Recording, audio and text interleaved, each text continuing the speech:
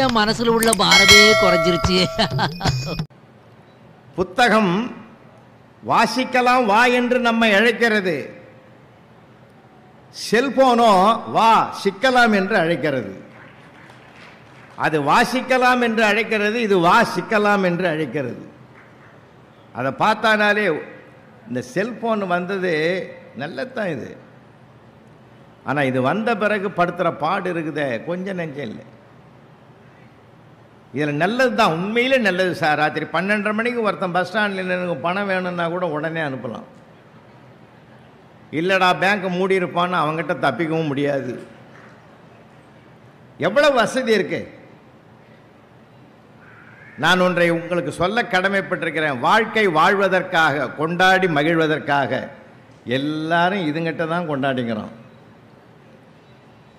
வாசல்லேருந்து உள்ள கிச்சனில் கேட்குறான், இன்றைக்கி என்ன டிஃபனுன்னு கேட்குறான் செல்லில். அது எழுந்து போய் தான் நேராக கேட்டான், என்ன செல்லம் இன்றைக்கி என்னடா டிஃபனுன்னு கேட்டு பாறேன். அந்த அம்மா வேண்டிய மட்டும் உனக்கு செஞ்சு கொடுக்கும். இந்த செல்லிலேயே போய் பேசினிருந்தா எழுந்து உள்ளவா அப்புறம் சொல்கிறேன்னு. அது இன்றைக்கி இருக்கிற வாழ்க்கை முறை அப்படி இருக்கு. உள்ளங்கையில் செல்லை வைத்திருந்தால் உலகத்தை பற்றி தெரியும். செல்ஃபோனை கீழே வச்சு பாருங்கள், வீட்டில் என்ன நடக்குதுன்னு தெரியும். இன்றைக்கி அதை வச்சுக்கிட்டே சுற்றுறோம் சார் உலகத்தை. நீங்கள் நம்ப மாட்டீங்க, ஒரு அம்மா ராத்திரி மிட்-நைட் 12:30 மணிக்கு எழுந்து மேக்கப் பண்ணுது. பொட்டு வைக்குது, பூ வைக்குது, லிப்ஸ்டிக் அடிக்குது, பவுடர் அடிக்குது, எல்லாம் பண்ணுது. அவங்க வீட்டுக்காரனே எழுந்து கேட்டான், அடியை அக்கிரமமாக இல்லை அதர்மமாக இல்லை, யாரையும் இந்த நேரத்தில் மேக்கப் பார்க்க போகிறான், மேக்கப் பண்ணுறேன், வாயை மூடியா, செல்லில் ஃபேஸ் லாக் வச்சுக்கிறேன், அது உத்து பார்த்தேன் ஓப்பன் ஆக மாட்டேன்னுது. அது மேக்கப்போட பார்த்தா தான் ஓப்பன் ஆகும் போலகுது. நான் படுற கஷ்டம் எனக்கு தான் தெரியும்னுச்சு. அவன் சிரிச்சுக்கிட்டே படுத்துங்கிறான். அந்த அம்மா கேட்குது, நீ எதுக்கையா சிரிக்கிற, கிண்டல் பண்ணுறேன். ஒரிஜினல் மூஞ்சி செல்லுக்கே பிடிக்கலடி. நான் 10 வருஷமாக அவங்க கூட குடும்பம் பண்ணுறேன், என்னை கொஞ்சம் கருணையோடு பாடுறேன்னா. இன்றைக்கி வீடு பூரா நாடு பூரா இந்த செல்ஃபோனு. நிறைய பேர் ரோடு கிராஸ் பண்ணும்போது கூட சார் அதில் தான் சார் பேசி போகிறான். எதில் யார் வரான் போகிறான் ஒருத்தனும் தெரியும். மனிதனுக்கு மனிதன் கலந்து பேசுவதனால்தான் வாழ்க்கையின் மகிழ்ச்சியே கிடைக்கிறது. பணத்தை விட மகிழ்ச்சியில் தான் பேரானந்தம் இருக்கிறது. பேசுவதில் தான் சுகம் இருக்கிறது. படிப்பது ஒரு சுகம், எழுதுவது ஒரு சுகம், பேசுவது அதை விட சுகம். இப்போ அவர் படித்தார், அவ்வளவு நாவலும் படிச்சுட்டு ராமகிருஷ்ண ஐயா அவர் நம்மகிட்ட பேசுகிற போது எவ்வளவு சுகமாக இருந்தது. பேசவும் படிக்கவும் எழுதவும் தான் மனிதனுக்கு மிகப்பெரிய சிறப்பு ஐயா, மிகப்பெரிய சிறப்பு. நீங்கள் எழுதி பாருங்களேன், இவ்வளோ புஸ்தகம் அச்சடிச்சு வச்சுக்கிறாங்களே, நீங்கள் எழுதி பாருங்கள். நான்லாம் ஐயாலாம் ஏகப்பட்ட ஒரு 1000 2000 புத்தகங்களுக்கு மேலே திருத்தம் பண்ணி கொடுத்துருப்பார் அவர். என் வாழ்நாளில் 4 புத்தகம் தான் எழுதினேன், அதுக்கு மேலே எழுத முடியல. வளர வளர வீட்டில் பிரச்சனை இருக்குது. நீ உக்காந்து ஏதாவது 1-2 வரி எழுதணும்னா, ஏங்க இன்னைக்கு என்ன சாம்பார் வைக்கிறது, சரி வாங்கியாந்து கொடுத்துட்டு உட்காந்து எழுதலைன்னா சுத்தமாக இல்லை தோரம் பருப்பு, என்ன பண்ணுறது இப்போ, அவ்வளோதான், தூக்கி வச்சுட்டு போக வேண்டியது தான். எங்கள் தாம்பரத்தில் ஒரு எழுத்தாளருக்கு நாங்கள் 1 லட்சம் ரூபாய் பரிசு கொடுத்தோம். அந்த எழுத்தாளர் வாங்கி கூட்டத்தை மத்தியில் தான் சம்சாரத்தை கூப்பிட்டு மேடையில் நிற்க வச்சு அந்த 1 லட்சத்தை கொடுத்து பாராட்டி அதுக்கு பொன்னாடிலாம் அவரே போட்டார். எல்லாருக்கும் ஆச்சரியம். அந்த அம்மா வீட்டுக்கு போய் அந்த வீட்டுக்காரனை லெஃப்ட் ரைட்டு விடுது. திடீர்னு என்னை மேடையில் கூப்பிட்டு எனக்கு அவ்வளோ பாராட்டு கொடுத்தியே, பணத்தை கொடுத்தியே, அது என்ன புஸ்தகம்னு யாராவது கேட்டிருந்தா நான் இன்னும் பதில் சொல்லுவேன். புஸ்தகத்து பேரையாவது எனக்கு சொல்லி கூட்டு போனியா, திடீர்னு கூப்பிட்டு இந்த கூத்தை நடத்தினிய, என்னையா நினச்சிங்கிற, சும்மா விஷயம் இல்லாத நான் உனக்கு செய்வேனா, எனக்கு கொடுத்தா 1 லட்சம் ரூபாய் உனக்கு தான் பொருந்தும், நீயே வச்சுக்கோ. அது எப்படியா, நீ தானே கஷ்டப்பட்ட, இது வேறு, நீ உங்கள் அம்மா வீட்டு கோஷின்னு 2 மாதம் போன இல்லை, அப்போ எழுதின புஸ்தகம் கிடையாது. அப்படின்னா ஒரு மனுஷன் புத்தகம் எழுதணுன்னா அவன் தனிமையில் உட்காந்தா தான் அதை எழுத முடியும். இப்போ ராமகிருஷ்ண ஐயா நிறைய புஸ்தகம் எழுதுகிறார். அவர் அந்த ரகசியத்தை அவரை கேட்டால் தான் தெரியும்.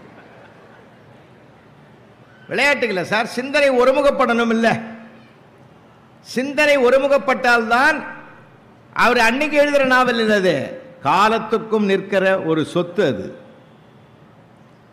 காலம் அந்த எழுத்தாளனை கொல்லலாம், ஆனால் அவனுடைய படைப்பு காலத்தை கொன்று வென்று நிற்கக்கூடிய சக்தியும் வல்லமையும் படைத்தது. ஆனால் தான் 2000 வருஷத்துக்கு முன்னாடி திருவள்ளுவர் எழுதினது இன்னைக்கும் இருக்குது. ஏங்க நமக்கு என்ன திருவள்ளுவர் உயரமா குள்ளமா கருப்பா சிவப்பா தாடி வச்சிருந்தாரா மீசை வச்சிருந்தாரா? ஏதோ ஒரு கற்பனையில் படைக்கப்பட்ட படைப்பு தான் அது. நிஜமாவே யாருக்கும் அவர் எப்படி இருப்பார்னு தெரியாது. ஆனால் அவருடைய திருக்குறள் இன்றைக்கு உலகம் முழுவதும் 150 மொழிகளுக்கு மேலாக மொழிபெயர்க்கப்பட்டிருக்கிற ஒரு பெரிய வரலாறு நமக்கு கிடைத்திருக்கிற மிகப்பெரிய சொத்தியா. தமிழனுடைய சொத்தே திருக்குறள் தான். மகிழ்ச்சியாக இருப்போம், சந்தோஷமாக இருப்போம், வாழ்க்கையை கொண்டாடுவோம். அதுதான் தலைப்பே கொடுத்தேன். 1000 படிக்கிறது 1000 பண்ணுறது. ஐயா சொன்னார், அதில் தப்பே கிடையாது. அங்கே நாவலில் பணத்தை பற்றி பேசுகிறான், பணத்தை பற்றி பேசுகிறான், இங்கேயும் அப்படி தான் பேசிங்கிறான். இப்போ சிவராத்திரி வந்து போச்சு இல்லை, சிவராத்திரி வந்ததில்லை, மகா சிவராத்திரி. பார்வதியும் பரமேஸ்வரனும் வான் வழியாக போனாங்களாம். வான் வழியாக போகும்போது பார்வதி தேவி சொன்னாங்களாம், அங்கே பாருங்கள் உங்கள் சிவன் கோயிலில் எவ்வளோ கூட்டம், 10,000 பேர் இருப்பான், எல்லாம் உங்களை பார்க்க தான் வந்துக்கிறான். அதெல்லாம் ஒன்றும் கிடையாது, கம்முன்னு இருந்தார் சிவபெருமான். அப்போ பார்வதி சொன்னாங்களாம், எதுக்கு நேராக போய் பார்ப்போம் வா. 2 பேர் இறங்கி கோயில் உள்ளே போய்க்கிறாங்க. உள்ளே பூசாரி இருந்துக்கிறார் சிவன் கோயில் உள்ளே. இன்னும் உங்களை பார்த்தா புதுசாக தெரியுது, வழக்கமாக வர்ற தம்பதி மாதிரி தெரியலையே, நீங்கள் யாருன்னு கேட்டிருக்கார் பூசாரி. அப்போ அவர் வந்தவர் சொன்னார், நான் தான் சிவபெருமான் அப்படின்னு சொல்லிக்கிறார். உன்னை எப்படி நம்புறது அப்படின்னு கேட்டு, நிஜமாக நான் தான் ஏன் சிவபெருமான், எப்படி நம்புறது, நீ ஏதாவது சொல்லு நான் செய்கிறேன். உள்ளே வச்சுருந்தார் பாருங்க தீர்த்த சொம்பு, பித்தளை சொம்பு, அதை தூக்கின்னு வந்தார். இதை தொடு, இதை நீ வந்து தங்கமாக்கு, உன்னை சிவபெருமான் நம்புறேன்னார். அப்படி தொட்டார், அது தங்கமாக போச்சு. அப்படி பார்த்தா அடுத்த செகண்டு 10,000 பேரையும் காணோம், தலை தெறிக்க ஓடிட்டான். பார்வதி தேவி பார்த்தாங்களாம், நீங்கள் சொல்கிறது உண்மைதாங்க, ஏன் இப்படி பயந்து எல்லாம் ஓடிட்டான்னு தெரியலேன்னுச்சு. பொறுத்திருந்து பாருன்னார் சிவபெருமான். அடுத்த 5 நிமிஷத்தில் அவனை அண்டாங் குண்டாங் சொம்பு தவலை தட்டு எல்லாத்தையும் தூக்கின்னு வந்துட்டான். இதை தொடுங்க இதை தொடுங்க இதை தொடுங்கன்னு. அப்போ தான் சிவபெருமான் சொன்னார், இவன்லாம் என்னையா பார்க்க வந்தான். அதாவது பணத்தை செலவு பண்ணி ஒரு கோயிலை கட்டி கடவுளை உட்கார வச்சுட்டு அவர்கிட்டே போய் பணத்தை கேட்குறவன் நம்மால் மட்டும்தான் ஐயா. ஒரு வேடிக்கையான சமூகம் இது, வேடிக்கையான உலகம். அவனை எந்த ஆடம்பரத்தையும் கடவுள் கேட்கல. அன்பு என்ற ஒன்று இருந்தாலே போதும், அந்த மலை போன்ற இறைவனே ஆட்படுவான். அதனால்தான் அருட்பிரகாச வள்ளலார் சொன்னார், அன்பெனும் பிடியுள் அகப்படும் மலையேன்னர். அன்பாக இருப்போம் சார் ஒருத்தருக்கு ஒருத்தர், அதுக்குன்னா காசாக கொடுக்கணும். காசு பணம் செலவு பண்ணாமல் செலுத்துகிற ஒரே ஒரு பரிமாற்றம் அன்பு தானே. அதுதான் தாய் அன்பு. நேற்று உலக மகளிர் தினம் கொண்டாடணும், அது நேற்றோட சரியாக போச்சா? வாழ்நாள் முழுவதும் கொண்டாட வேண்டியமையா, வாழ்க்கையை கொண்டாடணையா, மகிழ்ச்சியாக இருப்போம். எதுவுமே குற்றம் பார்க்கன்னு சுற்றம் இல்லைன்னு சொன்னாங்கல்ல. நம்ம புத்தகங்களெல்லாம் வாசித்து ஏதோ புத்திய வளர்த்துக்கிறதுக்காக மட்டும் இல்லை, அதிலிருந்து நமக்கு என்ன தேவைன்னு எடுத்துக்கிட்டு நம்முடைய வாழ்க்கை பாதையை அமைத்து கொண்டால் அதுதான் ஆனந்தம், அதுதான் மகிழ்ச்சி. நான்லாம் வகுப்பறையில் ஐயா கிட்ட கற்றுக்கிற பாடம் தான். அவங்கெல்லாம் கூட சொல்கிறேன், அவங்களுடைய மாணவர்கள் எந்த உயரத்தையும் தொட்டிருக்கிறாங்க. என்னுடைய மாணவர்கள் நிறைய பேர் இருக்காங்க, நிறைய துறைகளில் இருக்காங்க, வெளிநாடுகளில் இருக்காங்க. நான் எல்லாரையும் சமமாக மதிப்பவர்கள். ஏன் தெரியுமா? திறமையில்லாதவன் பிரபஞ்சத்தில் படைக்கப்படுவது கிடையாது. எல்லாருக்கும் ஒவ்வொரு வகையான திறமை இருக்கு. நமக்குள் இருப்பதை அவர்களுக்குள் திணிப்பதை விட அவருக்குள் என்ன இருக்குதுன்னு பார்க்க தயாராயிட்டோம்னா அவனையும் பிரகாசமாக கொண்டு வரலாம். நாம் சில சமயங்களில் நாம் ஒரு கணக்கு போட்டுங்கிறோம், தப்பு கணக்கு போடுறோம். 65 வயசில் ஒரு அப்பா போய் ஹாஸ்பிட்டலில் படுத்துட்டார் உடம்பு சரியில்லாமல். 45 வயசில் இருக்கிற தான் பையனை கூப்பிட்டாரு, எல்லாரையும் போங்கன்ட்டார், அவனை மட்டும் கூப்பிட்டாரு. இங்கே பாடுறா, இப்போவும் கேட்குறேன், நீ 8ஆம் கிளாஸ் படிக்கிற போது கணக்கு பேப்பரை 90 மார்க்கோடு கொண்டாந்து காட்டினேன். நான் அப்போவே கேட்டேன், நீ 90 வாங்குற ஆள் இல்லைடா, இந்த பூஜ்ஜத்தை நீ தானே போட்டேன்னு கேட்டேன். இல்லவே இல்லைன்னு. பரவாயில்ல, சின்ன வயசில் சொன்னேன், இப்போ கேட்குறேன்டா, அது என் மனசை அரிச்சிக்கிட்டே இருக்குதுடா, இப்போ கேட்குறேன், அந்த பூஜ்ஜத்தை நீ தானே போட்ட. சத்தியமாக இல்லைப்பா, அன்னைக்கு ஒரு பேச்சு இன்றைக்கி ஒரு பேச்சு இல்லைப்பா, பூஜ்ஜத்தை நான் போடவே இல்லைப்பா, அந்த 9 தான்ப்பா போட்டேன்னா. அப்பாவுக்கு உடம்பு நல்லாயிடுது சார். ஏன்டா இதை அன்றைக்கே சொல்ல வேண்டியதுதான். வாழ்க்கையில் மகிழ்ச்சியாக இருக்கும் சார், சிரித்து கலகலப்பாக இருக்கிறது நமக்கு மட்டும்தான் சார் சொத்து. சீரியஸாக இருப்பான் பார் பல பேர். என்னத்தை நம்ம சாதிக்க போகிறோம்? சில வேடிக்கைகள் நடக்கும் தெரியுமா உங்களுக்கு?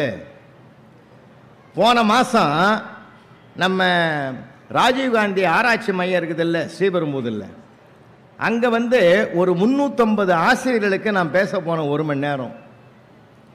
நிஜமாக தான் நடந்தது. அங்கே போய் பேசுகிறதுக்கு நான் போன உடனே பேசி முடித்தேன். என்னை உள்ளே கொண்டு போய் அந்த டிஐ அவங்க வீட்டிலேருந்து சமையல் பண்ணி எனக்கு சாப்பாடு கொண்டாந்து போட்டு சாப்பிட வச்சேன்.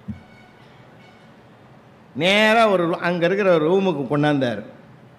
சார், இந்த ரூமில் தான் நீங்கள் தங்க போகிறீங்க, இப்போது இந்த ரூமில் தான் சார் டாக்டர் மன்மோகன் சிங் தங்கின ரூமுன்னார். அவர் இப்போ தான் போய் சேர்ந்தார். அதை சொல்லாமல் இருந்தால் நான் தங்கியிருப்பேன். உடனே நான் சொன்னேன், நான் தங்கிறதா இல்லை சார், நான் ரொம்ப அவசரமாக ஊருக்கு கிளம்பு. எதிர்பாராத சூழ்நிலைகள்லாம் கூட நம்ம எளிமையாக எடுத்துக்குவோம் சார். ஏன் அதை வலிமையாக எடுத்துக்கணும்? எளிமையாக பார்க்க பழகுவோமே. தாக்குவதை கூட தாங்குதலாக மாற்றிக்கொள்ளுகிற மனப்பக்குவம் வந்துவிட்டால் வாழ்க்கையில் நாம தான் சார் ஜெயிப்போம், நம்ம தாக்கிறவன் ஜெயிக்க மாட்டான். அதனால்தான் திருவள்ளுவர் மறைமுகமாக எழுதினார், இன்னா செய்தாரை ஒருத்தல் அவர் நாட நன்னயம் செய்து விடல்னு சொன்னார். இல்லாமல் ஆஃபீஸ் ஸ்டாஃபுங்களாம் நிறைய இருக்காங்க, பெரிய பெரிய அதிகாரிகள் இருக்காங்க. சின்ன சின்ன விஷயங்கள் நம்மையே மகிழ வைக்கும். அன்றைக்கி ஒரு தாலுகா ஆஃபீஸில் ஒரு அம்மா லேட்டாக போயிடுது. ஸ்டாஃபு மேனேஜர் கேட்டார், மேலே சூப்பர்வைசர் கேட்டார், என்ன இல்லைம்மா என்னம்மா லேட்டு? சாரி சார், போகும்போது சீக்கிரம் போயிடுறேன் சார். அவரே சிரிச்சிட்டார். சீரியஸாக இருக்கிற மனிதனை கூட சிரிக்க வைப்பது வார்த்தைகளின் பலம் எல்லாம் இருக்குது சார். ஏன் சந்தோஷமாக எடுத்துக்க போவோம், என்ன சங்கடம், எதை கொண்டு போக போகிறோம், என்ன பண்ண போகிறோம், ஒன்றுமே கிடையாது சார். நாம் ஒரு நாள் ஒரு இடத்தில் இல்லை என்றால் மறுநாள் நம்ம இல்லையே என்று வருத்தப்பட்டால் அப்பொழுதுதான் நாம் வாழ்கிறோம் என்று அர்த்தம். அது வீடாக இருக்கட்டும், நிர்வாகமாக இருக்கட்டும், எங்கே இருக்கட்டும். ஒரு நாள் லீவு போட்டால் அங்கே ஸ்தம்பிச்சா, ஐயோ அவர் இல்லை பத்தியா, என்ன கலகலப்பாக இருக்குது, என்ன கலவரம் அப்படின்னு நினச்சாதான் நம்ம வாழறதா அர்த்தம். அப்பா என்னைக்கு வருவார்? 10 நாள் ஆகும். அம்மாடி ஒரு நிம்மதிரா அப்படின்னா அந்த நாள் அங்கே எடுக்கவே வேணாம், டிரான்ஸ்ஃபர் ஆகி போயிடும். வார்த்தைகளில் இருக்கிறது வாழ்க்கையின் வெற்றி. நம்ம பற்றி என்ன பேசுகிறாங்க, எதை சந்தோஷமாக இருப்போம்மா, கலகலப்பாக இருப்போம்மா, தப்பே நடக்கட்டுமே, தப்பு யார் செய்யாமல் இருக்கான்? 48 நாள் ஐயப்பன் கோயிலுக்கு விரதம் இருக்கிறவனே அவர்கிட்ட மன்னிப்பு கேட்குறான், நான் அறிந்தும் அறியாமலும் செய்த தவிர. அப்புறம் அறிஞ்ச ஏன் செய்கிறேன்? கேட்க வேண்டியது இருக்குதா இல்லையா? அறியாமல் தவறு குணம் நாடி குற்றமும் நாடி அவற்றுள் மிகை நாடி மிக்க கொள்ளன்னு 2000 வருஷத்துக்கு முந்தைய திருவள்ளுவர் தீர்ப்பு எழுதி வச்சுக்கிறார். ரெண்டும் இருக்கும்டா. அதில் நீங்கள் குற்றத்தை வன்மையாக பார்த்து தண்டனை கொடுக்காமல் அதை மென்மையாக பார்த்து கலந்து பேசி ஒரு மாற்றத்தை உருவாக்குகிற தீர்வு செய்வதற்கு தயாராகிவிட்டால் 2 பேருமே சுமூகமாக வாழ்க்கையில் வாழ்ந்து கொண்டிருக்கலாம். இன்னைக்கு எங்கே பார்த்தாலும் பிரச்சனைகள் விஸ்வரூபம் எடுத்திருக்கு. ஒரு கம்பெனியில் போய் ஒருத்தன் லீவு கேட்டான் சார். லீவ் லெட்டரை படிச்சுட்டு பயந்துட்டார் மேனேஜரு. என்னடா இப்படி எழுதிக்கிற? அவன் எழுதிக்கிறான், ரஷ்யாவுக்கும் உக்ரைனுக்கும் சண்டை நடக்கிறதுனால எனக்கு 4 நாள் லீவு வேணும்னு எழுதிக்கிறான். மிரண்டு போனார் மேனேஜரு. அதுக்கு அந்த சண்டைக்கும் உனக்கு லீவுக்கு என்ன பிரச்சனை? அதுக்கு எதுக்கு 4 நாள்னா சமாதானம் தூதுவரானே சார். போன வாரம் எனக்கு என் சம்சாரத்துக்கு சண்டையாக இருக்குது, அந்த பிரச்சனையை தீர்த்து வைக்கிறதுக்கு எனக்கு 1 நாள் லீவு வேணும்னு கேட்டேன். நீங்கள் என்ன சொன்னீங்க? சின்ன சின்ன சண்டைக்கெல்லாம் லீவு கேட்காதுரா நீங்கள். இப்போ பெரிய சண்டை நடந்துக்குது, நான் லீவு கேட்குறேன். ஏன்னா நிர்வாகமும் நல்லா நடக்கணும், வீடும் நல்லா நடக்கணும், மகிழ்ச்சியாக இருப்போம் சார். அன்பா சொல்லுங்களேன். ஏன் ஒரு கையில் அதிகாரம் இருக்கிறது, ஒரு கையில் அன்பு இருக்குது. அதிகாரத்தை கீழே இறக்கி அன்பை மட்டும் கையில் எடுத்து ஆட்சியை செய்து செலுத்தினோம் என்றால், ஆளுமையை செலுத்தினோம் என்றால் எல்லா இடங்களும் நமக்கு நண்பர்கள் உறவுகளாக மாறுவார்கள். அதைத்தான் நான் பணிவா சொல்றேன். இப்போ முத விண்வெளியிலே ராக்கெட்டு விட்டார் மேதகு அப்துல் கலாம். அப்போ அந்த திட்டக்குழுவுக்கு யார் தலைவராக இருந்தது? தவான். தவான் திட்டக்குழுக்கு தலைவராக இருக்கும்போது புறப்பட்ட வேகத்தில் கடலில் ஊந்து போச்சு. நிருபர்கள் பூரா மொத்த பேர் வந்துட்டான். உடனே என்ன பண்ணார் தெரியுமா? தவான் வேகமாக ஓடி வந்து இந்த இந்த தவறுக்கு, இந்த ஃபெயிலருக்கு எங்களுடைய கூட்டு முயற்சி தான் காரணம், கூட்டாக அதை ஏற்றுக்கொள்ளுகிறோம் சொன்னார். 2வது முறை அந்த ஏவுகணை செலுத்தினார்கள், வெற்றி பெற்று விட்டார்கள். அப்பொழுது தவான் என்ன பண்ணார் தெரியுமா? மேதகு அப்துல் கலாமை முன்னால் நிறுத்தி இந்த வெற்றிக்கு காரணத்தை விளக்குவார், வெற்றியின் நாயகனே இவர்தான் தயார் தலைமை தாங்கினார்னு சொன்னார் சார். அப்ப தோல்விக்கு தன்னை முற்படுத்தி கொண்டு வெற்றிக்கு தன் கீழே பணியாற்றுகிற ஒருவரை முற்படுத்தினார். பார்த்தீங்களா? இதுதான் சார் தலைமை பண்புக்கு அழகு. இதெல்லாம் நம்ம கற்றுக்கணும், நிறைய விஷயங்கள் கற்றுக்கணும். அதனால தான் சொல்கிறேன், வாழ்க்கை என்பது சாதாரணமான விஷயம் இல்லை. எந்தையும் தாயும் மகிழ்ந்து குலாவி இருந்தது மின்னாடு, அதன் முந்தைய 1000 ஆண்டுகள் வாழ்ந்து முடிந்தது மின்னாடுன்னு பாட்டன் பாரதி பாடினான் சார். இன்னைக்கெல்லாம் நீங்கள் எல்லாருக்கும் இருக்கிற சிக்கல் என்னன்னா, பையன் 1 பொண்ணு 1 2 தான் வச்சுக்கிறோம். இதுவே போதும்னு ஒரு முடிவுக்கு வந்துட்டோம். இப்போ ஜப்பானில் லேட்டஸ்ட்டாக என்ன நடக்குது தெரியுமா உங்களுக்கு? கல்யாணமே பண்ணிக்க மாட்டேன்றான் ஜப்பான் நாடு. அரசாங்கமே அழுவுது இப்போ. ஏன்னா மக்கள் தொகை குறைஞ்சிக்கிட்டே வரான். என்னடா ரஷ்யாவில் அதே பிரச்சனை வந்துடுது. இப்போ குழந்தை குட்டிகளை நிறைய பெற்றுக்கிட்டு அதை வளர்த்துக்கிட்டு அதுக்கு பின்னாடியே ஓடி போய் எவன்டா லோல் படுறது லொங்கடியறதுன்னு கல்யாணமே வேணான்ற முடிவுக்கு ரஷ்யாவில் இருக்கிறவனும் ஜப்பானில் இருக்கிறவனும் வந்துட்டான். அந்த நாட்டு அரசாங்கமே கவலைப்படுது இப்போ. நம்ம நாட்டில் அப்படி வராது, கவலைப்படாதீங்க. ஏன்னா நம்ம ஆளுங்க தான் அடி ஒரே 60 கல்யாணம் 70 கல்யாணம் வாழ்நாளில் சுடுகாட்டுக்கு போகிற வரைக்கும் கல்யாணம் பண்ணுவான். இது ஒரு வாழ்க்கை அம்சம், இது வேறு. இப்போ வச்சுங்கிறது ஒரு பையன் ஒரு பொண்ணு தானே சார். நமக்கு என்ன கவலைப்படுறதுன்னு தெரியுமா உங்களுக்கு? என்ன ஆகுமோ ஏதாகுமோ, பல சிக்கல்கள் இருக்கு, பல போராட்டங்கள் இருக்கு. நான் ஒரு செய்தியை சொன்னால் உங்களுக்கு சரியாக இருக்கும்னு நினைக்கிறேன். யாருக்கு எப்படி சொல்லணுமோ அப்படி சொல்லணும். ஒரு சொற்பொழிவாளர் மீட்டிங்கில் பேசுகிறாங்கல்ல, இந்த கோயில்களெல்லாம் பேசுகிறாங்கல்ல, எனக்கு என்னமோ சமீபத்தில் ஐயா சம்பந்தம் ஐயா புத்தக திருவிழாவுக்கு தான் சார் கூட்டம் அதிகமாக வந்து கேட்குறாங்க. மகிழ்ச்சியாக இருக்குது உண்மையிலே. இப்போ கோயில் சொற்பொழிவு கூட யாரும் வர்றதில்லை சார். நான் சைதாப்பேட்டை காரணீஸ்வரர் கோயிலில் 6 மாதத்துக்கு முந்தி போய் உட்காந்து பேசினேன். ஒரு தூணு ஓரமாக ஒரு 10 பேர் தான் கேட்டிருந்தான். என் சேரையே அவன் பக்கம் திருப்பியிருந்தேன். நான் மைக்கு அவன் பக்கமே பேசியிருந்தேன் சார். பேசிட்டு ஒரு நேரம் தண்ணி குடிக்கலான்னு இப்படி திரும்பினம் பாரு, அந்த 10 பேரையும் காணாம், வேற 10 பேர் உட்காந்துங்கிறான். அவனோட முதல்ல உட்காந்துங்கிறவன் ட்ரெஸ் எல்லாம் வேற இருந்தது, இது வேற ட்ரெஸ்ஸாக இருக்குது. இவங்க யாருன்னு அமைப்பாளரை கூப்பிட்டு கேட்டேன். அது ஒன்றும் இல்லை சார், இந்த கோயிலை சாமி கும்பிட்டுட்டு 3 தடவை சுற்றிட்டு உட்காந்து போகிற இடம் அது. ஒரு பேட்ச் போயிட்டு அடுத்த பேட்ச் வந்து உட்காந்துங்குதுன்னாங்க. இதுதான் இன்றைக்கி இருக்கிற நிலைமை. ஒரு சொற்பொழிவாளர் மாதிரி தான் போய் பேச போய்கிறார். குதிரை வண்டியில் போய்கிறாரு. இதில் குதிரை வண்டியில் போன உடனே அந்த குதிரை வண்டிக்காரன்னா உள்ளே போய் பார்த்தா ஒரு ஆளை கூட காணோம். குதிரை வண்டிக்காரன் சொன்னான், சாமி நீ பேசு, நான் உட்காந்து கேட்குறேன். உனக்கு கேட்கறதுக்கு ஒரு ஆள் இருந்தால் போதும்ல, நீ பேசுன்ட்டான். அவரும் விடாமல் அவனை ஒருத்தனை வச்சுக்கின்னு அன்னைக்கே கிருஷ்ண பரமாத்மா அர்ஜுனனுக்கு ஒருத்தனுக்கு தான் போதிச்சாருன்னு சொல்லி இவனை உண்டு இல்லைன்னு பண்ணி ஒரு 2 மணி நேரம் அவனை உட்கார வச்சுக்கிறார். உட்காந்து கேட்டுட்டு அவனை கேட்டுக்கிறாரு.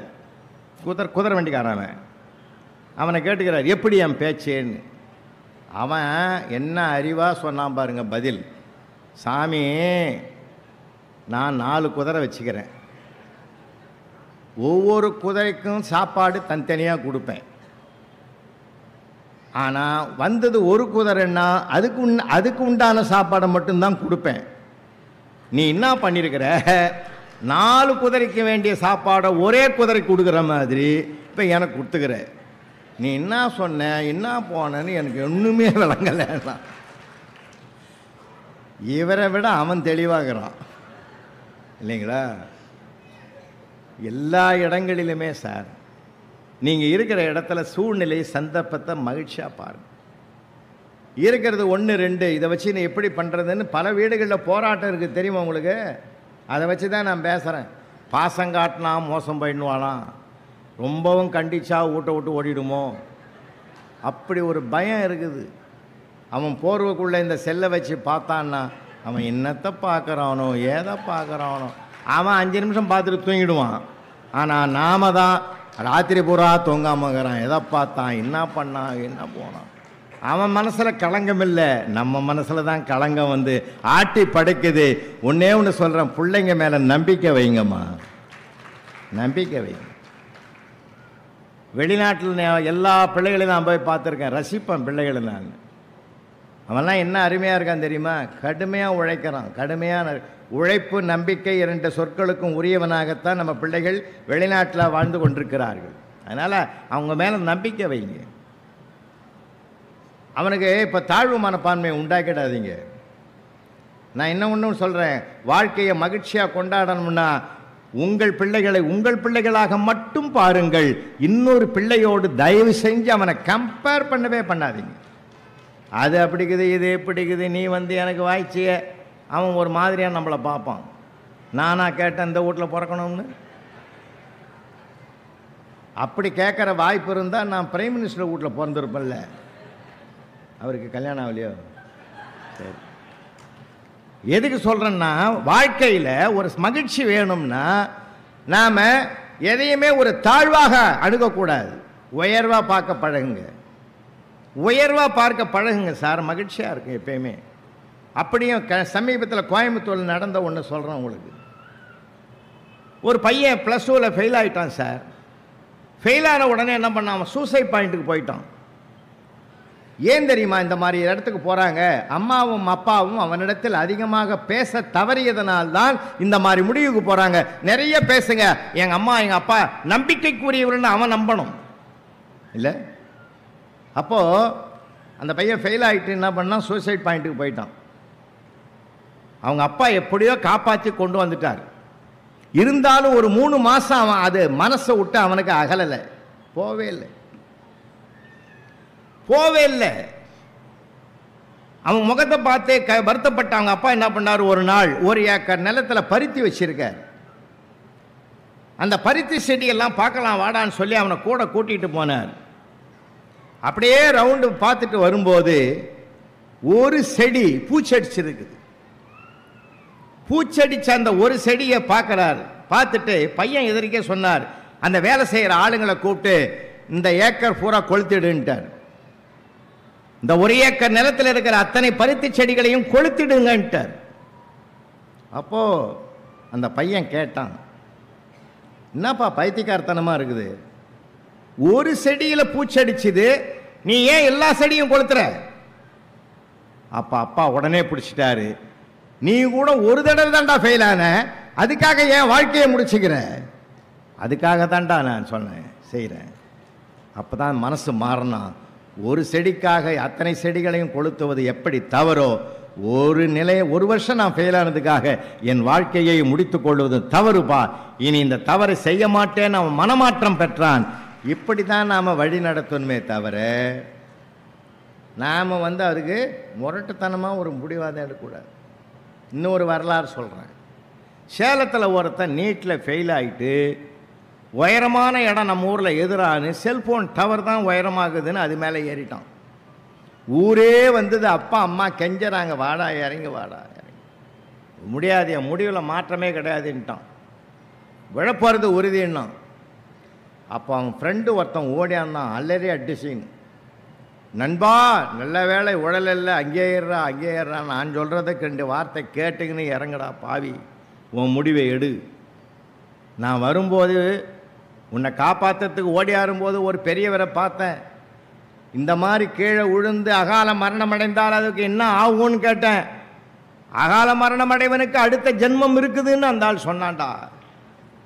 ஒருவேளை நீ கீழே விழுந்து உயிர் விட்டீங்கன்னா அடுத்த ஜென்மத்தில் பிறந்தேன்னு வச்சுக்கோ, மறுபடியும் எல்கேஜிலேருந்து படிக்கணும்டா, கொஞ்சம் யோசிடான்னா.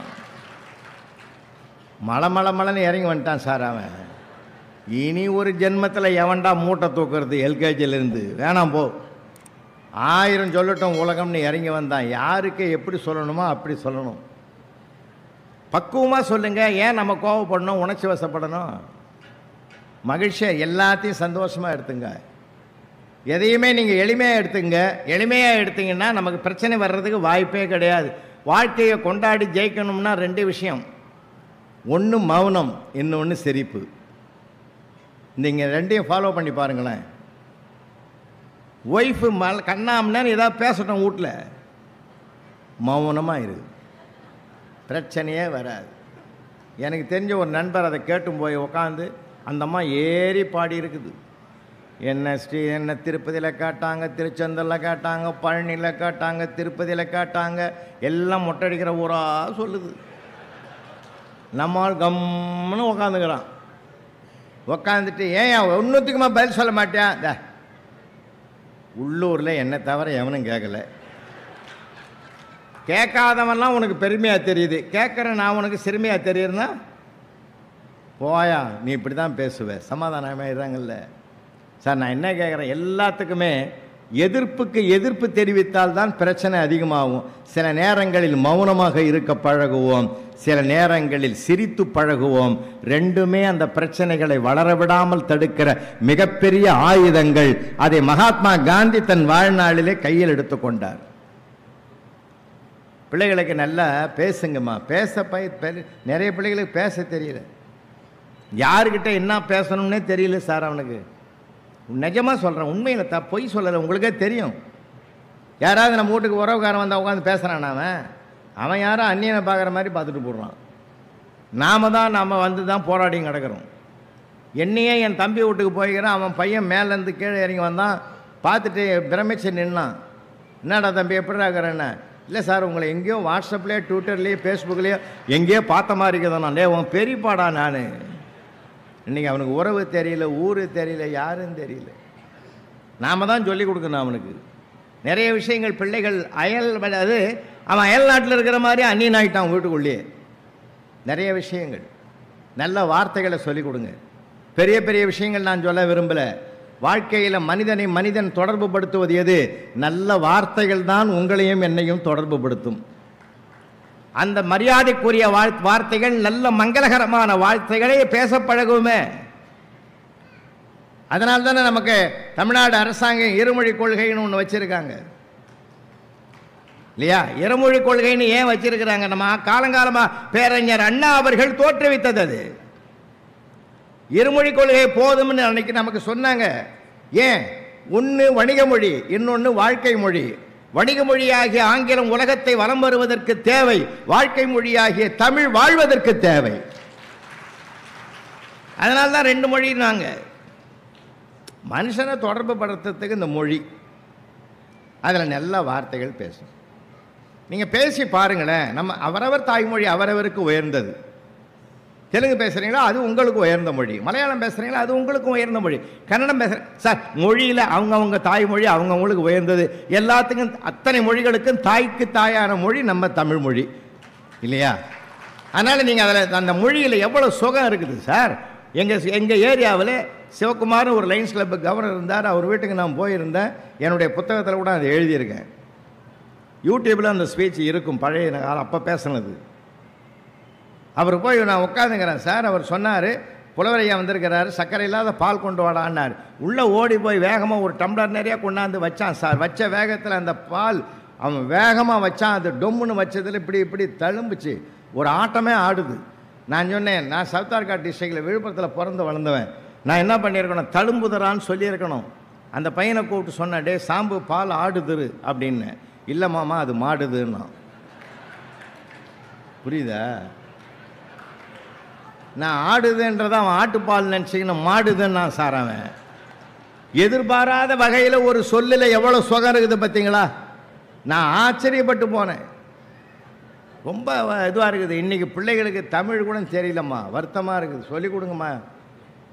10:30 மணிக்கு ராத்திரி 6ஆம் கிளாஸ் படிக்கிற பையன் டீச்சருக்கு மெசேஜ் அனுப்பிச்சிக்கிறான் செல்லில், டீச்சர் நான் தொங்க போகிறேன் நீயும் தொங்குன்னு. அந்த டீச்சரை அல்லறி அடிச்சுன்னு ஆட்டோ எடுத்துக்கின்னு அவன் வீட்டு வாசலில் போய் நின்று இருக்குது. அந்த பையனுக்கு அவங்க அம்மா வெளியில் வந்து, என்ன டீச்சர் இந்நேரத்தில் வந்துக்கிறீங்கன்னு. இல்லை உங்கள் பையன் என்ன பண்ணுறான்னு பார்க்கலான்னு இந்த பக்கமாக போகிறோம் வீட்டுக்கு பார்க்கலான்னு வந்தேன்னு. அவன் நல்லா தூங்குறான் டீச்சர்னுச்சது. அப்போ தான் டீச்சருக்கே புரிஞ்சுது, நான் தூங்க போகிறேன் நீ தூங்குன்னு அவன் எழுதுனதுக்கு பதிலாக எழுத தெரியல, நான் தொங்க போகிறேன் நீ தொங்குன்னவன் இவன் எதில் தொங்குறானோன்னு அது பயந்து போச்சு. நீங்கள் எவ்வளோ தகராறு வருது. கொஞ்சம் சொல்லி கொடுங்கம்மா, தமிழ் சொல்லி கொடுங்க, பேச கழுவுங்க.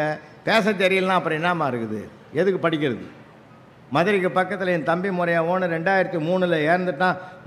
ஃப்ளைட்டில் போய் மாட்டுத்தாவணியில் இறங்கி போயிட்டு ஒரு மலர் மாலை வாங்கி போட்டான். அவனுக்கு போட்டுட்டு நான் நிற்கிறேன். அவன் ஃபுல்லாக பிஎஸ்சி செகண்ட் இயர் படிக்கிற ஒத்த பையன் எழுந்து நின்று என்னை கட்டி பிடிச்சி கதறி அழுதாயா, பெரியப்பா நீ எல்லாம் இருக்கிற போது எங்கள் அப்பா போயிட்டாரேண்ணா சார். நீங்கள் எல்லாம் சிரிக்கிறீங்க, நான் 15 நாள் லீவு போட்டு வேலைக்கே போகலையா? ஆச்சரியமான வார்த்தைகளை அவன் பேச தெரியாவிட்டாலும் அதிர்ச்சி தர வார்த்தையை பேசாமல் இருக்க வைங்க ஐயா. ரொம்ப பயங்கரமாக இருக்குது. இப்போ நல்லா பேசணும் சார் மனிதனுக்கு. எனக்கு அருட்தந்தை வேதாத்திரி மகரிஷியை ரொம்ப பிடிக்கும். அவர் இந்த வையகத்துக்கு கொடுத்த வார்த்தை என்ன தெரியுமா? வாழ்க வளமுடன். என்ன அழகான வார்த்தை, என்ன அழகான வார்த்தை. திரும்ப அது நேரங்காலம் பார்த்து சொல்லணும். அதை ஒரு தடவை அப்படி தான் நான் சொல்லிவிட்டு நான் மாட்டிக்கணும் வீட்டில். அவன் சாதம் வடிக்கும் போது கஞ்சி தண்ணி கையில் பட்டுக்குது. அண்ணா வாழ்க வளமுடன், அவ்வளோதான் முடிஞ்சு போச்சுங்க. எந்த இடத்துல எப்போ சொல்லணுமோ அப்போ தான் சொல்லணும், எல்லா இடத்துலையும் சொல்லிடக்கூடாது இல்லை. அதனால தான் எதுக்காக சொல்ல வரேன்னா, எல்லா இடங்களிலுமே சார் நல்ல வார்த்தைகளை பேச கற்றுக் கொடுங்க. இப்போ நிறைய பேருக்கு தெரியல சார், அது வாழ்க்கையில் எப்படி யாரை மகிழ்விக்கிறது, யாரை இது பண்ணுறது எப்படின்னு தெரியல. நீங்கள் கூட நான் அசனமாம்பேட்டைக்கு போயிருந்தேன், காஞ்சிபுரம் பக்கத்தில் அசனமாம்பேட்டை. அங்கெல்லாம் ஒரு பிரம்மாண்டமான பட்டிமன்றம். நான் பாக்யராஜ் சார், நிழல்கள் ரவி எல்லாரும் போயிருந்தோம். பேசி முடிச்சுட்டு கீழே இறங்கி வரும்போது ஒருத்தன் ஓடி வந்தான் சார், பதறி அட்டிஷன் வந்து, சார் ப்ளீஸ் சார் ஒரே ஒரு செல்ஃபி சார்னா. சரி எடுத்துக்கிடான்னு எடுத்துக்கின உடனே கேட்டான், சார் நீ யார் சாருன்னு கேட்டான். எதுக்குடா அப்போ எதுக்குடான்னு செல்ஃபி எடுத்த? எனக்கு எப்படி இருந்திருக்கேன் மனசு. எப்படி ஒரு ஆளுகிட்ட பழகணும்னு தெரியாமலே நம்ம படித்து என்ன பிரயோஜனங்க? எப்படி என்ன பிரயோஜனம் சார்? எப்படி எழுதணும், எப்படி பழகணும்லாம் பெரியவங்க அன்றைக்கி சொல்லி கொடுத்தாங்க. இன்றைக்கி இல்லை, மாறி போச்சே. அதை விடுங்க. தாம்பரத்தில் ஒரு தந்தையார் இறந்துட்டார், ஒரே பையன் அவன் இருக்கிறான். அவங்க அப்பா விசாரிக்கிறதுக்கு உறவுக்காரன் பூரா வரான். முதல்ல ஒரு ஆள் வந்தான், தூரத்து உறவு, சொந்த உறவு. அப்பா போயிட்டாருன்னு கேள்விப்பட்டேன், ரொம்ப கஷ்டமாக இருந்தது.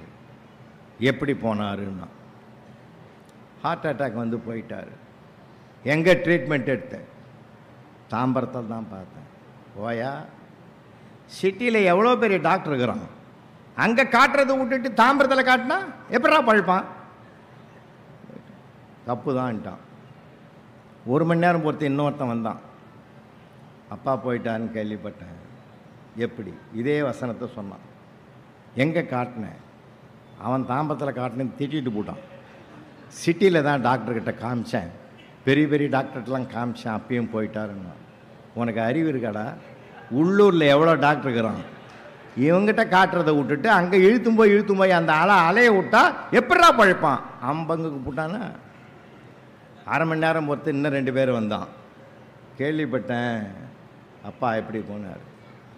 அவன் கேட்கறது முந்தைய அவன் சொல்லிட்டான், உள்ளூரில் 10 நாள் காட்டினேன், சிட்டியில் 10 நாள் காட்டினேன், அப்படி இருந்தால் அவர் பழைக்கலைன்னா.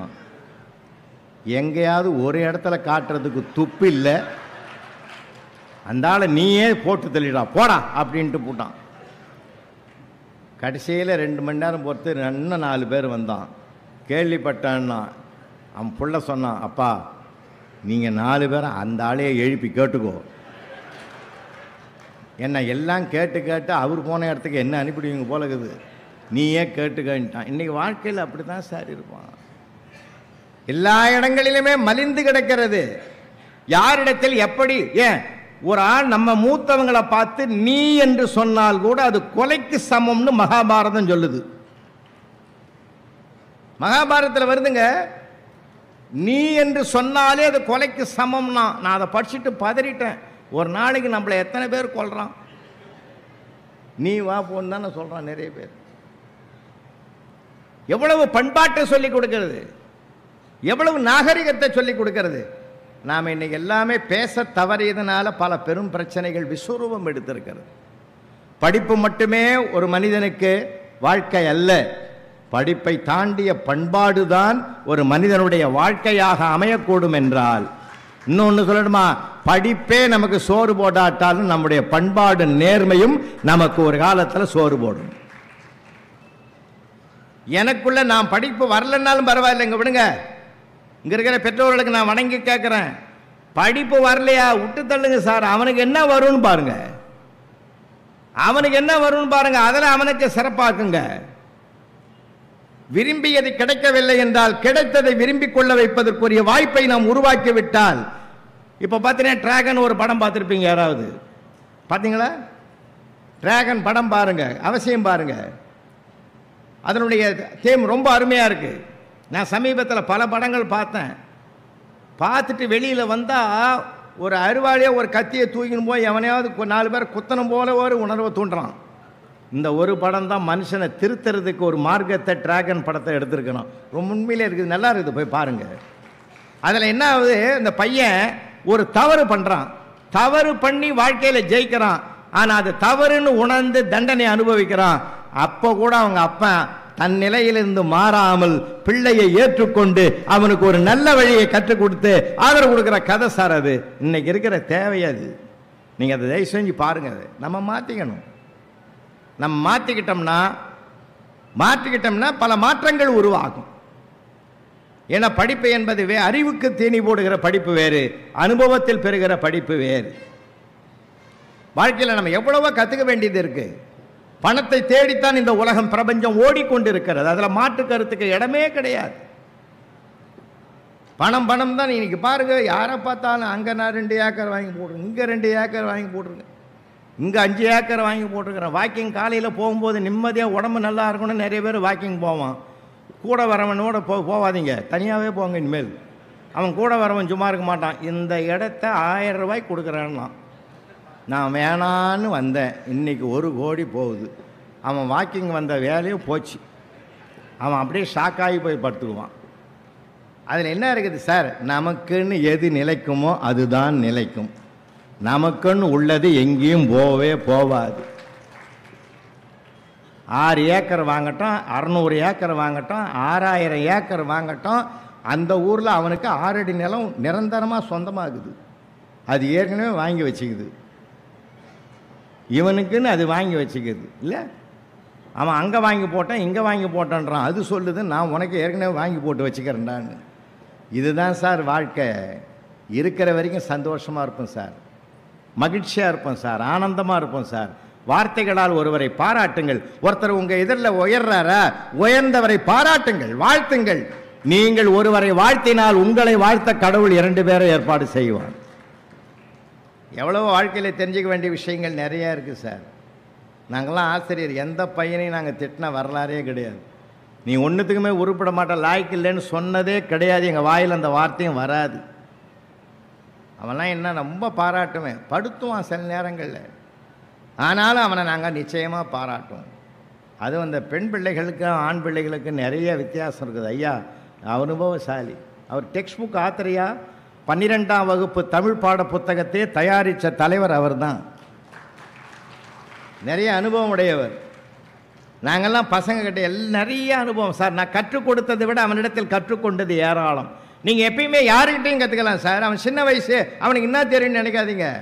நம்மளை விட பல விஷயம் அவனுக்கு தெரியும். உண்மையில் சொல்கிறேன், அவனுக்கு எல்லாமே தெரியும். அவனை மேலே நம்பிக்கை வச்சு அவனோட நம்ம நல்லா அணுகுவோம், நிச்சயமாக இது பண்ணுவான். சில தப்புகளில் குழந்தைத்தனமாக வரும். எனக்கு ஒன்றா ஒருத்தன் பேப்பரில் எழுதியிருந்தான், ஆன்சர் எழுதியிருந்தான், தெரியுமா உங்களுக்கு? ரோமன் லெட்டர் 2 போட்டுட்டு 7ஆம் நம்பர் கேள்வி நம்பர் போட்டு எழுதிக்கிறான். ஆன்சர் பாருங்கள், கர்த்தரே இந்த பேப்பரை திருத்துவர் பக்கத்தில் அமரும், அவர் செய்த பாவங்களை எல்லாம் மன்னித்தருளும். இரட்சகனே உன் திருவடியை பணிந்து வேண்டுகிறேன், இவருடைய பாவங்களை நீங்கள் மன்னிப்பதன் மூலமாக பரிசுத்தமான அந்த ஆசிரியர் எனக்கு மார்க் நிறைய போடுவார். இப்போ எனக்குன்னு பாவனும் உறுதி பெற்றான். இதை படித்து எனக்கே ஒரு மாதிரியாது. அவன் என்னமா எழுதுனான், அவனையெல்லாம் போட்டு அது பப்ளிக் பேப்பர், அது ஒன்றும் பண்ண முடியாது.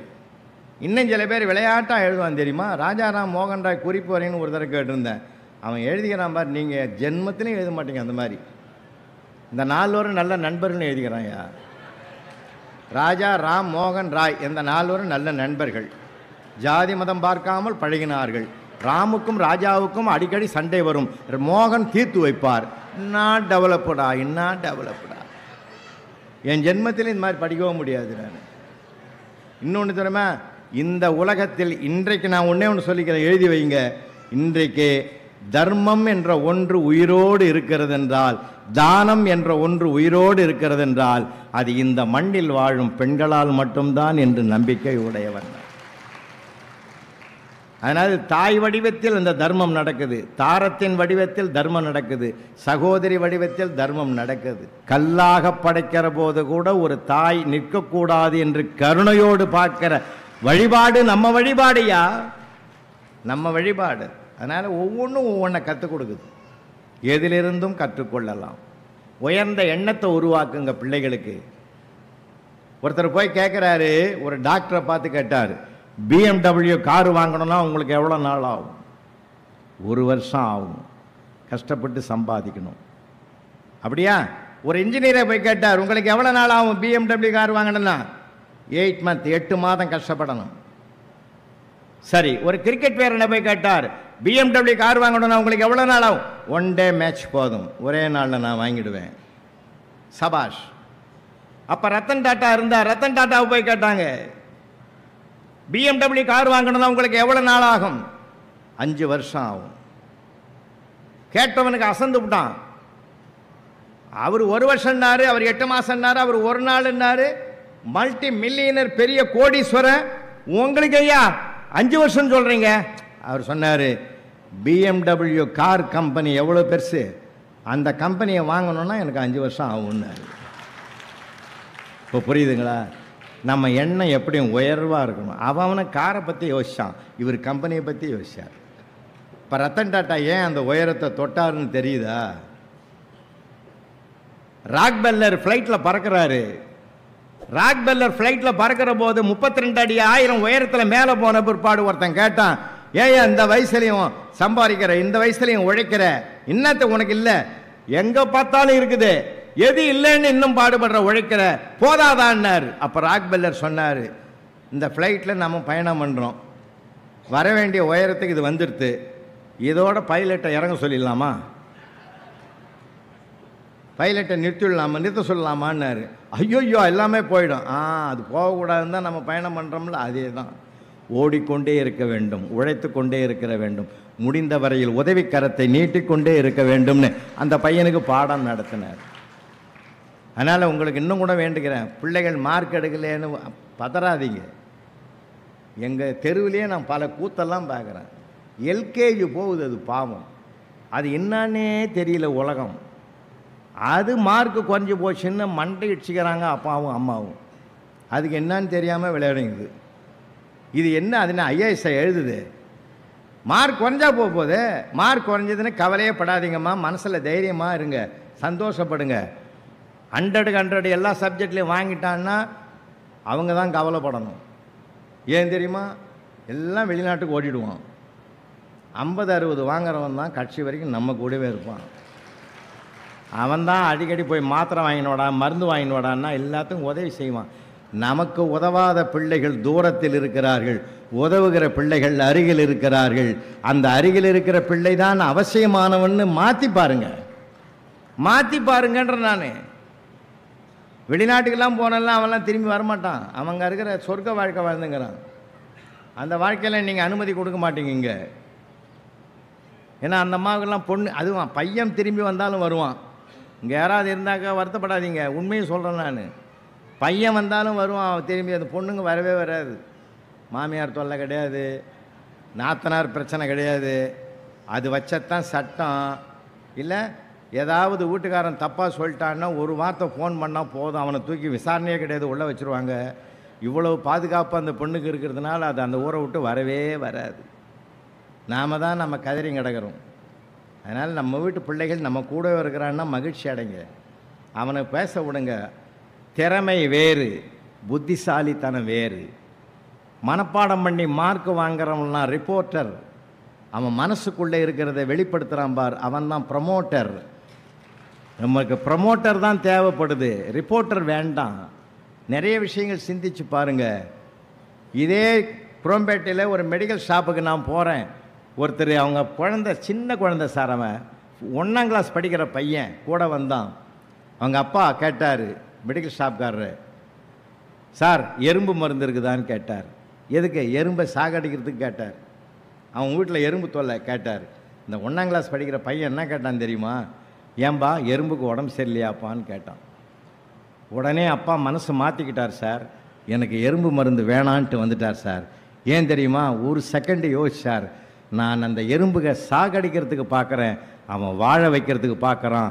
இந்த வயசில் அவனுக்கு வாழ வைக்கிற எண்ணம் வந்திருக்குதுன்னா எனக்கு ஒரு வள்ளலார் பிறந்திருக்கிறார் என்று கருதி அவனை வாழ்த்திட்டு வீட்டுக்கு கூட்டாந்தாருன்னா ஒரு வார்த்தையில் மனமாற்றம் பெறலாம்.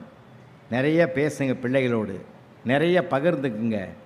அன்றைக்கி ரியல் எஸ்டேட் பிஸ்னஸ் பண்ணுறவர் ஹாலில் உட்காந்து கஷ்டப்பட்டுங்கிறாரு வருத்தமாக. அவங்க பையன் 8வது படிக்கிறான். அந்த நேரம் பார்த்து கணக்கு பேப்பர் கொடுத்துறாங்க, கையில் தூக்கின்னு வீட்டுக்கு வந்துட்டான்.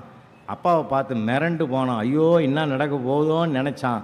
உள்ளே ஓடி போய் படியை தாண்டி உள்ளே போனான். மைண்டு வேலை செஞ்சுது. அப்படியே ஒரு சுச்சுவேஷனை க்ரியேட் பண்ணான். வேகமாக ஓடி போய் அப்பாவை கட்டி பிடிச்சிக்கினா, டாடி நான் மேத்ஸில் 100க்கு 100 வாங்கினா, நீ என்ன நினைப்பேன்னா ஹார்ட் அட்டாக்காக வந்தாலும் வந்துருண்டான்னார். அது மாதிரி உனக்கு வரக்கூடாதுன்னா 30 வாங்கியிருக்கிறேன்னா. அவங்க அப்பா சொன்னார், இந்த வீட்லேயே என்னை புரிஞ்சுக்கின ஒரே ஆள் நீ தான்டான்னார். அதை சூழ்நிலையே மாற்றிட்டான் பார்த்தீங்களா? அப்படியே போய் சொல்லியிருந்தான் கொடுத்துருந்தான்னு வச்சுங்க, 2 வாங்குன்னு வாங்கியிருப்பார். என்ன அருமையாக அந்த சூழ்நிலையை மாற்றினான் பார்த்தீங்களா? நீங்கள் அவனுடைய புத்திசாலித்தனத்தை பாராட்டணும். தப்பா ரைட்டான்லாம் பார்க்காதீங்க, அது ஒரு புத்திசாலித்தனம். தன்னை சுற்றி இருக்கிற ஒரு சூழ்நிலையை பாதகத்தை தனக்கு சாதகமாக மாற்றிக்கொள்ளுகிற பக்குவம் அவனுக்கு வாய்க்கப்பட்டிருக்கிறது. நம்ம மகிழ்ச்சி அடையணும் சார். எதுலேயுமே சந்தோஷப்படுங்க. வாழ்நாளில் மற்றவர்களோடு சிரித்து பேசுங்க. ஃபோன் எடுத்தால் கூட நல்லதை பேசுங்க, நல்லதை பாராட்டுங்க, நலம் விசாரிங்க. ஏன்னா அந்த ஃபோன் இன்றைக்கு சாதாரணமானதல்ல, ஒரு சரித்திர உலகத்தை படைத்து கொண்டு இருக்கிறது. அதனால் நல்ல விஷயங்களை பேசுவோம், நல்லதை எண்ணுவோம், நல்லதை செய்வோம். நிறைய முடிஞ்ச வரைக்கும் பிறருக்கு உதவி செய்வதில்தான் வாழ்க்கையின் மகிழ்ச்சியே உச்சத்தில் கொண்டு போகும். அவர்கள் வாழ்த்த வாழ்த்த நாம் வளர்ந்து கொண்டே இருப்போம் என்பதனாலே யாருன்னு பார்க்காதீங்க, யாருக்கு உதவி செய்யணும்னு பார்க்காதீங்க. யாருக்கு உதவி தேவையோ, யாருக்கு நான் தேவை, எனக்கு என்ன கிடைக்கும் என்று பேசுவதை விட யாருக்கு நான் தேவைப்படுகிறேன் என்று பார்க்கிற பார்வைதான் நம்மை உயர்த்தி கொண்டே இருக்கும், நம்ம வாழ்க்கையும் சிறப்பாக்கும் என்று சொல்லி, புத்தகம் என்பது வாசிப்பதற்கு மட்டுமல்ல சுவாசிப்பதற்கும் அதுதான். அந்த கருத்துக்களை கையில் எடுத்துக்கும். ஏதாவது 1-2 நம்ம ஃபாலோ பண்ணாதான் வாழ்க்கையில் நமக்கு ஒரு மகிழ்ச்சி இருக்கும், மன திருப்தி இருக்கும், மன நிறைவு இருக்கும் என்பதை சொல்லி நிறைவாக ஒன்றை சொல்லி நான் நிறைவு பண்ணுறேன். எது நமக்கு உரியதோ அது அன்றைக்கு கிடைக்கும். எப்பப்போது யார் யாருக்கு என்னென்ன நிகழணும்னு இருக்குதோ அது அப்பப்போ நிகழ்ந்தே தீரும். 6 மாதத்துக்கு முந்தைய பெருமாள் கோயிலுக்கு போய் என் பேரை சொல்லி நட்சத்திரத்தை சொல்லி அர்ச்சனை பண்ணி பட்டாச்சாரியார் கற்பூர தீபாராதனை எடுத்து என் கிட்ட வந்தார். அவருக்குன்னு தட்டில் போடுறதுக்கு ஒரு 5 ரூபாயை மடித்து தனியாக வச்சுருந்தேன்.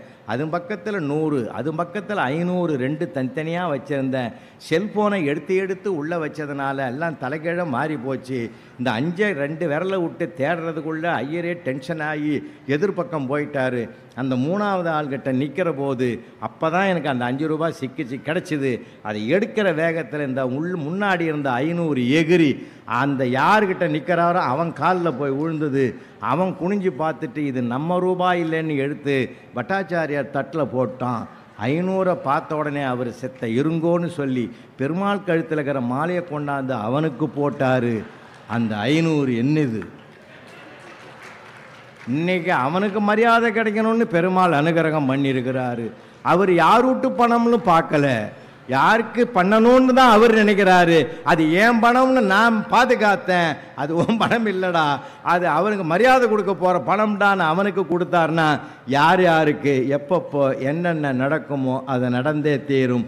நமக்கு உள்ளது எவனாலும் எடுக்க முடியாது, நமக்கு உள்ளது வந்தே தீரும். ஒரு காலத்தில் உங்களுடைய பொருளை இழந்து விட்டீர்களா? நம்பிக்கையோடு இருங்கள். சத்திய பிரமாணமிட்டு சொல்லுகிறேன், நான் நேர்மையாக சம்பாதித்தது, உழைத்து சம்பாதித்தது போய்விட்டது. ஆனால் கடவுள் ஒரு நாளைக்கு கொடுப்பான். அது இயேசுவாக இருக்கட்டும், அது அல்லாவாக இருக்கட்டும், அது பெருமாளாக இருக்கட்டும், எல்லாம் வல்ல சிவனாக இருக்கட்டும். நான் நம்புகிற ஒரு கடவுள் திரும்ப எனக்கு கொடுப்பான் என்று நம்புங்கள்.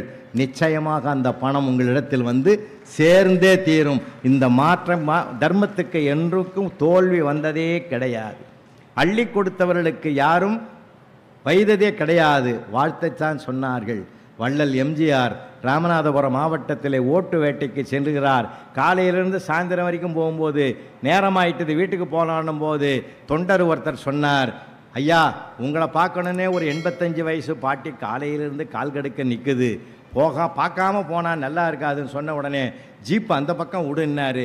ஜீப்பை நிறுத்தி இறங்கி போய் பாக்கெட்டில் இருக்கிற பணத்தை எண்ணி பார்க்க மாட்டார், அள்ளி கொடுப்பார். அள்ளி கொடுத்தாரு. வாங்கின பாட்டி அழுது கண்ணீராக வருது. ஏன் பாட்டி பணம் பத்தலையா? நான் இன்னும் தர சொல்கிறேன்னு உள்ள ஜீப்லேருந்து எடுத்துன்னு வர போகிறார். இல்லை தம்பி, நான் உங்கள் அம்மா ஸ்தானத்திலேருந்து சொல்கிறேன் ராஜா, அதுக்காக தான் ஏன் நான் ஒரு நாள் பூரா நிற்கிறேன். அந்த நம்பியார்கிட்ட ஜாக்கிரதையாக இருப்பா. நம்பியார் நிஜமாலுமே நல்ல மனுஷன்யா. அவர் மாதிரி ஒரு குருசாமி உலகத்திலே கிடையாதுயா. ஒழுக்கமான மனுஷன். அவரை வில்லனா பார்த்தே அந்த பாட்டி இவருக்கு நல்லவனுக்கு ஒரு ஆபத்தும் வரக்கூடாதுன்னு நினைக்குது. பார்த்தீங்களா? இந்த வாழ்த்து தாயா நம்ம வாழ வைக்கும். மற்றவர்கள் வாழ்த்துக்களை நாம் பெறுவோம். பிள்ளைகளை பெற்றோர்கள் செய்வது பிள்ளைகளுக்கு என்ற ஒரு பொன்மொழி இருப்பதனால் நாம் கூடுமான வரை பிள்ளைகளுக்கு நல்லதை செய்வதன் மூலமாக நல்ல புண்ணியங்களை சேர்ப்போம். இந்த பூ உலகில் அவர்கள் வாழ்வாங்கு வாழ்